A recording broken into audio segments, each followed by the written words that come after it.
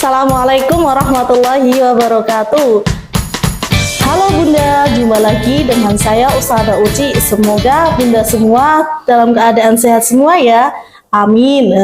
Kali ini saya akan membicarakan tentang ADHD.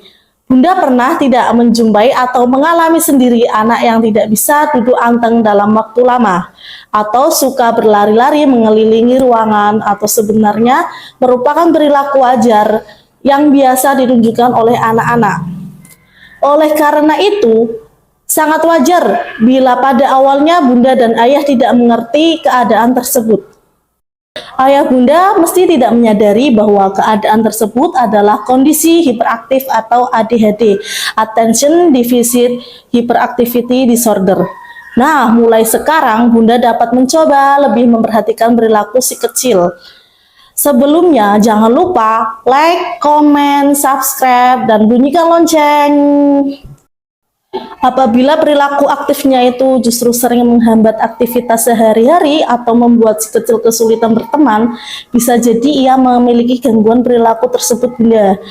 Di sini saya akan memberitahukan ciri-ciri anak ADHD.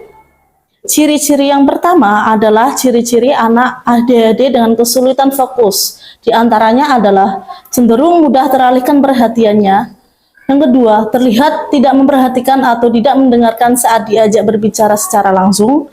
Yang ketiga, sering bergerak-gerak dengan gelisah, seperti menghendakkan kaki, menepuk-nepuk tangan. Yang keempat, tidak bisa bermain atau menikmati suatu aktivitas yang menyenangkan dengan tenang. Yang kelima, kesulitan untuk menunggu giliran. Setelah kita mengetahui ciri-ciri anak ADHD, maka selanjutnya adalah kita mengetahui cara tepat mengatasi dan mendampingi anak hiperaktif. Pengobatan utama yang dianjurkan pada anak usia dini yang terdiagnosis dengan hiperaktif atau ADHD adalah terapi bersama keluarga. Jadi, ayah dan bunda harus bersama-sama menciptakan lingkungan rumah yang memberikan stimulasi positif pada anak. Namun, tentu saja itu bukan hal yang mudah ya Bun. Merawat dan mendidik anak dengan kondisi hiperaktif tidak jarang membuat orang tua merasa kewalahan, baik secara fisik maupun mental. Nah, agar proses tersebut tidak membuat bunda dan ayah kewalahan berlebihan, cara berikut ini mungkin dapat dicoba untuk diterapkan di rumah. Cara yang pertama adalah menerima kondisi anak. Ketika pertama kali mendengar diagnosis dari dokter, bunda dan ayah mungkin merasa kaget, sedih, bingung, tidak tega, khawatir, dan tidak terima. Bunda boleh mengambil sedikit waktu untuk mengelola perasaan tersebut. Namun, jangan terlalu lama berlarut-larut dalam sedih, dalam penolakan ya Bun. Hal pertama yang si kecil butuhkan dari bunda dan ayah adalah penerimaan terhadap kondisinya, maka secara otomatis akan lebih terbuka dengan berbagai macam informasi baru untuk mendukung tumbuh kembang si anak agar lebih optimal. Cara yang kedua adalah bekerja sama dengan anggota keluarga lain.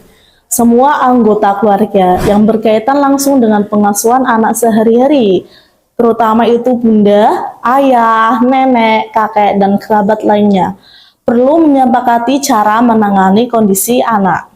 Cara yang ketiga, membuat jadwal aktivitas harian. Bunda dapat membuat jadwal aktivitas harian yang terstruktur, mulai dari anak bangun tidur sampai tidur kembali, dan dilakukan secara konsisten setiap hari ya Bun. Yang keempat, ajari anak untuk hidup rapi, agar si kecil tidak mudah kehilangan barang-barangnya.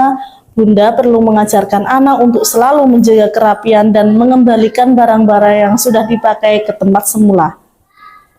Cara yang kelima, menyingkirkan distraksi.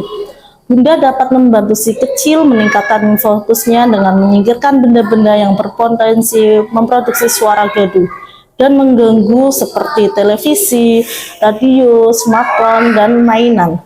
Namun, ada juga yang perlu diingat Bunda, tidak semua anak ADHD cocok dengan suasana kerja yang tenang. Cara yang keenam, membatasi pilihan si kecil. Anak dengan kondisi hiperaktif atau ADHD umumnya lebih mudah merasa kewalahan saat dihadapkan pada banyak pilihan sekaligus.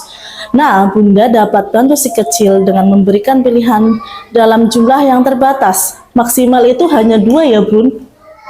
Cara yang ketujuh, berbicara dengan jelas dan spesifik. Anak hiperaktif cenderung kesulitan dalam mengikuti instruksi. Jadi, pastikan Bunda jangan mengomel atau berbicara dengan kalimat yang panjang ketika meminta anak melakukan sesuatu hal. Cara yang kedelapan adalah beri anak pujian. Ketika si kecil menunjukkan perilaku yang diharapkan, Bunda dapat memberi si kecil hadiah. Hal ini penting ya Bun, untuk membuat anak mengerti mana perilaku yang baik yang dapat diterima dan mana perilaku yang buruk yang dapat membuat dirinya atau orang lain dalam kondisi tidak menyenangkan. Cara yang kesembilan, membantu si kecil mengenali kesalahannya. Bunda perlu mengenali dan menghargai setiap pencapaian yang diraih oleh si kecil. Namun, perlu diingat jangan membentak hingga menghukum si kecil ketika ia melakukan hal yang memang belum bisa ia kontrol atau ia mengerti. Si kecil belum bisa memahami apabila ia melakukan hal yang tidak terpuji. Cara yang ke-10, bantu si kecil merasa percaya diri. Jangan lupa juga untuk menyampaikan betapa Bunda dan Ayah sangat mencintai dan mensyukuri kehadiran si kecil. Bagaimanapun kondisinya, baik melalui kata-kata maupun sikap sehari-hari. Kemudian, Bunda perlu tahu bahwa anak hiperaktif atau ADHD umumnya memiliki bakat di bidang tertentu. Ada yang berbakat menggambar, main musik, olahraga, dan bidang lainnya. Itulah beberapa cara yang dapat Bunda dan Ayah terapkan di rumah untuk membantu mengatasi anak hiperaktif atau ADHD. Walaupun tidak mudah, terus semangat ya Bunda untuk memberikan yang terbaik bagi si kecil sehingga ia dapat tumbuh dan berkembang secara optimal. Jangan pernah melakukan dan melabel kondisi anak tersebut secara mandiri ya Bunda. Jika Ayah dan Bunda masih merasa kewalahan menghadapi anak ADHD atau hiperaktif, Bunda dan Ayah juga bisa konsultasi ke dokter ataupun psikolog.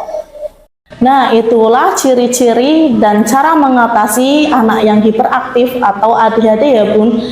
Saya Ustazah Uci, mohon undur diri. Semoga itu semua dapat memberi wawasan Bunda dan bermanfaat.